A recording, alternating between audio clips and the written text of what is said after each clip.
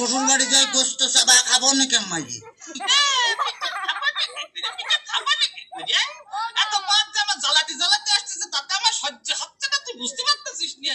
আসন তোর এই শাশুড়ি আর তুই বাবা মানে এদিকে তো আগায় মানে বাবা পিঠে বানাইছে না ভারী মজা।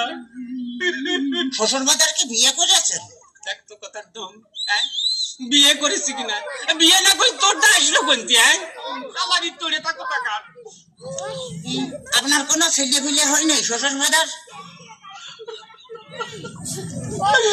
কপাল আমার, কপাল আমার জামাই পাইছে, আমার ছেলে পেলে হয়েছে কিনা কল তো দেখি আমি কোন দিকে যাই। তোর মারিয়ে অথবা গুঁড়ো করে দেবো কিন্তু একেবারে দেখেছিস। তাহলে আমি শ্বশুর বাড়ি গেলে গোস্ত চাবা খাবো নাকি? গোস্ত চাবা খাবা নাকি করে এই যে অবস্থা করতেছো তাতে তাতে তুমি বুঝতে পারছো না যে গোস্ত খাবা নাকি করে। তোর সাথে মেয়া বিয়ে দিয়ে আমি ছাই খাইছি, ছাই। ছাই খাতে গেলেন কে? আমার কাছে বলেই তো 10 কেজি চাল পাঠা দিতাম।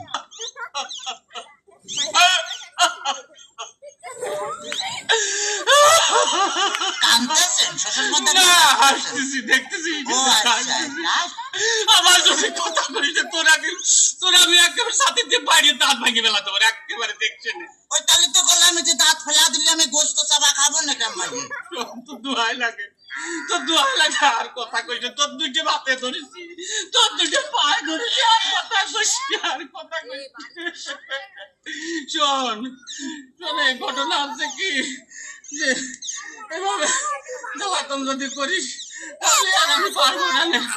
আমি 68,000 গ্রাম মেয়ের বাপকে বলবো, যোগো মেয়ের বাপুরা তোমরা আমার মতো এইরকম হারামজাদা সওয়ালের সাথে মিয়া বিয়ে দিয়ে না। মেয়ে বিয়ে দেওয়ার আগে ভাবিয়ে দেখবা যে সেই মেয়ের জামাই ভাত কাপড় দিতে পারে কিনা, জামার বাড়ি ঘর আছে কিনা, জামাই ঠিক মতো মেয়ের পাশে মানায় কিনা, তারপরেই তোমরা মেয়েকে বিয়ে দিও। শ্বশুর ফাদার, শ্বশুর ফাদার আপনি কি যাত্রায় অভিনয় করতেছেন?